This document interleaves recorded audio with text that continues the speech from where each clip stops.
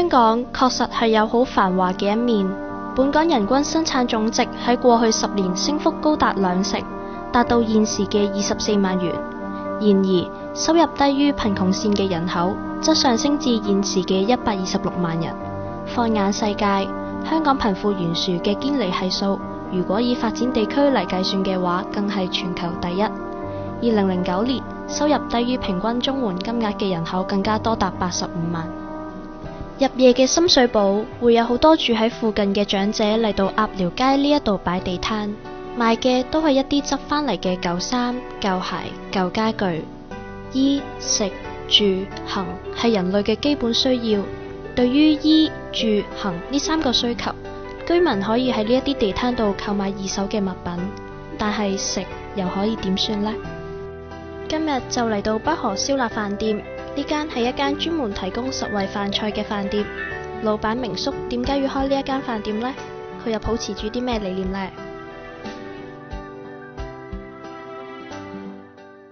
最主要係第一個就自己細嗰時都捱過下嗰啲窮苦啦，叫做雖然就唔係話打仗戰亂嗰啲窮苦，但係即係一個家庭8個人就靠老母一個人揾錢呢。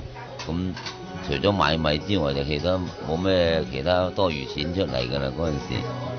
咁知道窮嗰種滋味啦，咁又喺度叫做做咗20-30年，咁嗰啲老街坊呢，好多都已經即係70-80歲啊，就冇乜工作能力嗰啲人呢，咁就成日都喺度食，咁佢就靠公門嗰50蚊到一日開支。如果出去出邊食一碟飯都要30幾40蚊㗎啦。佢平時唔係食好多，即係老人家一盅飯已經夠晒佢食㗎啦。咁我哋喺裏邊食15蚊一盅，有菜送俾佢，咁就盡量幫下嗰啲窮人啦。為咗減少開支嚟平衡飯店嘅運作，明叔好多事都係親力親為，無論係廚房、樓面，甚至係維修都係自己做。同埋有時少少維修啊，頭先通坑渠啊，乜嘢都要自己整㗎啦嗰啲。咁如果你唔係你叫人嚟睇睇都200-300㗎嘛，咁變咗開支大咗，變咗圍到唔到皮啦。明叔賣嘅雖然係一啲好平嘅飯，但係所用嘅材料一啲都唔差。既然明叔賣嘅飯已經咁平啦，點解佢仲要堅持用最好嘅材料呢？啲米啊，梗係差唔多用到最靚嗰隻米㗎。雖然話我哋最平㗎啫，465蚊一包我哋啲米啊，嗰隻泰國嗰隻。因為老人家食嗰啲飯呢，如果你用曳嗰啲米又鞋又硬嘅，佢就好難食。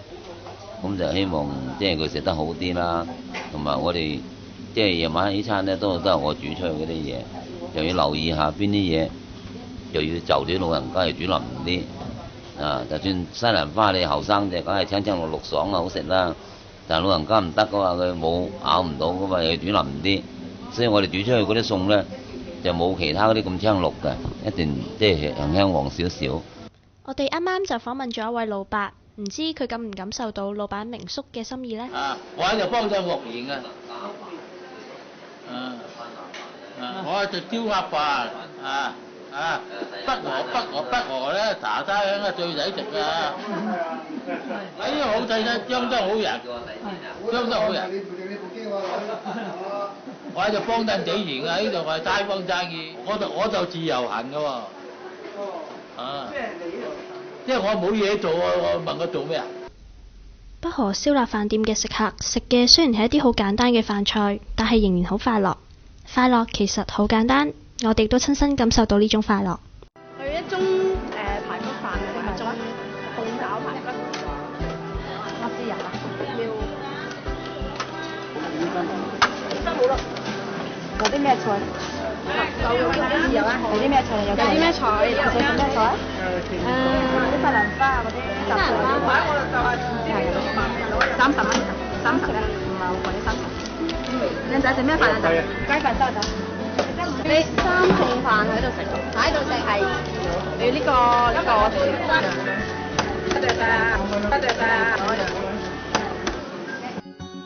訪問完明叔之後，我覺得好感動。原來喺香港呢個咁富裕嘅城市，仍然有一班好似明叔咁有心嘅老闆，寧願自己工時長啲，都盡量去幫一啲有需要嘅人。其實我哋都知一間飯店可以做到嘅嘢好少，但明叔仍然做好佢自己，去幫一啲有需要嘅人。佢呢一份心意令我覺得好感動，亦都希望香港社會有更加多好似明叔咁嘅人，幫助身邊有需要嘅人，傳承香港人間有情嘅精神。